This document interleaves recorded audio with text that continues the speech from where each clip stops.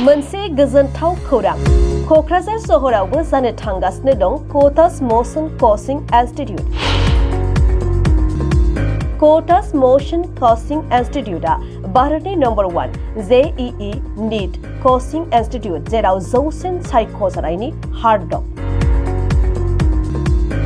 क'क्राझार सहरनि थागिबि बिथांमोना जुदि सासे मोजां आरो गेदेर डक्टर आरो गेदेर इन्जिनियार जानो गोसो गुदुंब्ला क'क्राझारनि KOTA'S मोशन कोचिंग इंस्टीट्यूटआव मुं थिसननानै सोलोंथाइ एबा कोचिं लानो हागोन।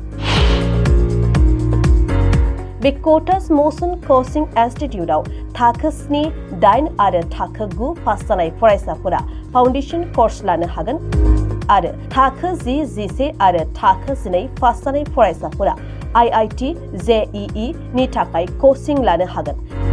बेनि अनगायैबो थाखो 10, 11 आरो थाखो 12 पास जानाय फरायसाफोरा नीटनि थाखायबो कोचिं लानो हागोन। KOTA'S मोशन कोचिंग इंस्टीट्यूटआव कोचिं लानानै गोबां फरायसाफोरानो IIT आरो मेडिकेलाव जाफुंसार जानो हाबाय। बेनिखायनो नोंथाङाबो IIT आरो मेडिकेलाव जाफुंसार जानो गोसो गुदुंब्ला क'क्राझाराव जानो नागिरनाय KOTA'S मोशन कोचिंग इंस्टीट्यूटआव कोचिं लानो हागोन।